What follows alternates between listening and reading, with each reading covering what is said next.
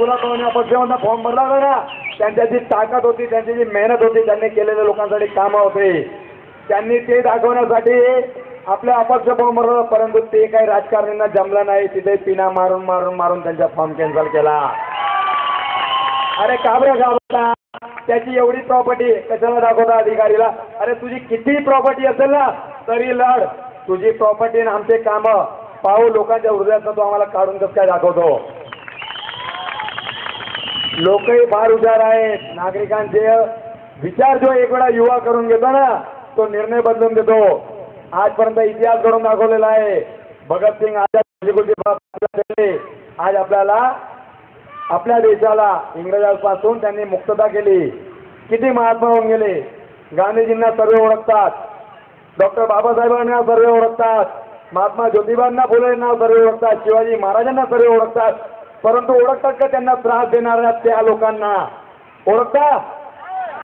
मग आपल्याला कोणी त्रास देणार त्यांना ओळखणार नाहीये. म्हणून चांगले कामं करण्यासाठी कोणाच्या जीव घाबरायची काही गरज नाही आपल्याला की हा नेता आपला करून घेईल तसं करून घेईल.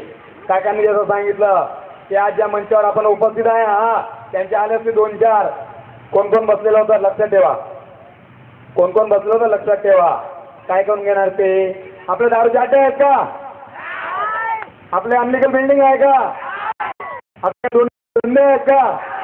आपण त्याच्या घरी मागून काय जातो का? आपण आपले 12 घंटे 24 घंटे मेहनत करून खातो. आपण कोणाचे दाबावलेले नाहीयेत, तर आपल्याला त्यांच्याची घाबरायची काही गरज नाहीये. हा जो उत्साह आहे ना कार्यकर्त्यांमध्ये, हा सत्यतामुळे आहे. सत्याची नेहमी जीत होते. आज जे केलेले काम सांगण्याची गरज नाहीये की आजही मला 2 वाजेला फोन येतो ना तरी मी जातो. आणि मला विलास भाव लावायची गरज नाहीये. तुमच्यापेक्षा मी लहान आहे आणि जे मित्र आहेत ना त्यांच्यासाठी मी विलासच आहे.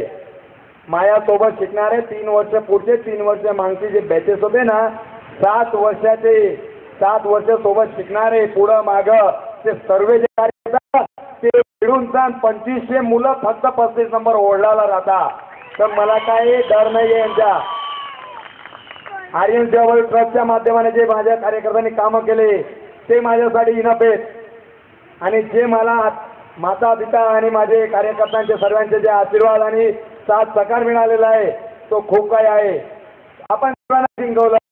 जसं हे आपली मिठी गाडी आहे ना, तिथं आपण पाहत राहतो. आपले पुष्कळ कामगार असतील किंवा रुपाल पालव हे वेगवेगळ्या इंडस्ट्रीयलमध्ये कामाला जातात. तर खाडीच्या पुलावर जर एखादा 1-2 व्यक्ती जर आहे ना मध्ये खाडीमध्ये असं ढुकायला लागतो, तर दुसरे 50 लोक थांबून खाली पाहतात का काही झालं असेल. बरोबर का नाही? भीड जमते का नाही? हा, तर ती भीड का जमते? कारण की सर्वांना काहीतरी पाहण्याची इच्छा असते. तर आपण काय विचार करतो त्याच्यात कोणी काय आपला तर नाही.